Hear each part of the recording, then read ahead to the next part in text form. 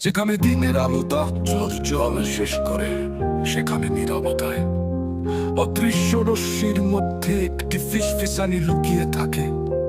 একটি আগুন যা নশ্বর চোখ দ্বারা অনুভূত হয় না, কিন্তু যেখানে নীরবতা থাকে সেখানে গভীর ভাবে বোনা হয়।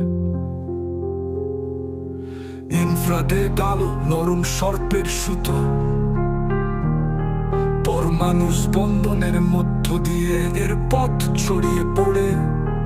কোনো আগুন নেই, কোনো চিৎকার নেই, তবু সেখানেই যায় যেখানে নীরবতায় রসায়ন চলে।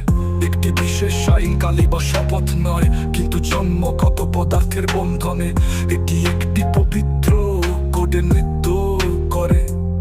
যেখানে গোপনীয়তা মৃদুভাবে প্রবাহিত হয়। প্রতিটি সত্যের অন্ধ শিখার প্রয়োজন হয় না, কিছু আইন বাতাসে লেখা থাকে অনুতে যা গুনগুন করে করে। একটি শান্ত যুদ্ধ, ভিতরে একটি শিখা, কিন্তু যেখানে নীরবতায় অদৃশ্য রশ্মির মধ্যে একটি ফিসফিসানি লুকিয়ে থাকে। একটি আগুন যা নশ্বর চোখ দ্বারা অনুভূত হয় না, কিন্তু যেখানে নীরবতা থাকে সেখানে গভীর ভাবে বোনা হয়।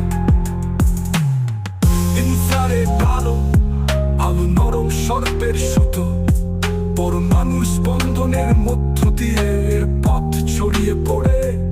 কোনো আগুন নেই, কোনো চিৎকার নেই, তবু সেখানেই যায়।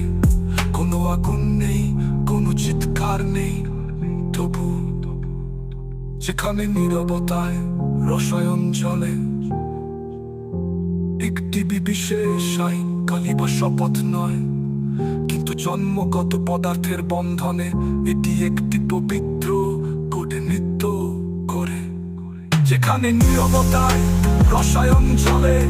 একটি বিশেষ সায়ংকালী বা শপথ নয়, কিন্তু জন্মগত পদার্থের বন্ধনে এটি একটি পবিত্র কোডে নৃত্য করে।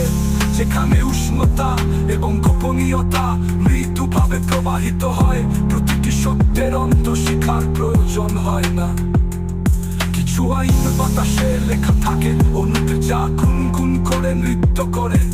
একটি শান্ত যুদ্ধ, ভিতরে একটি শিখা।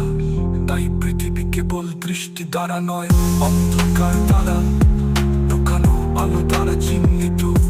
অনুতে যা গুনগুন করে করে একটি শান্ত যুদ্ধ, ভিতরে একটি শিখা। তাই পৃথিবী কেবল দৃষ্টি দ্বারা নয়, অন্ধকার দ্বারা, লুকানো আলো দ্বারা চিহ্নিত।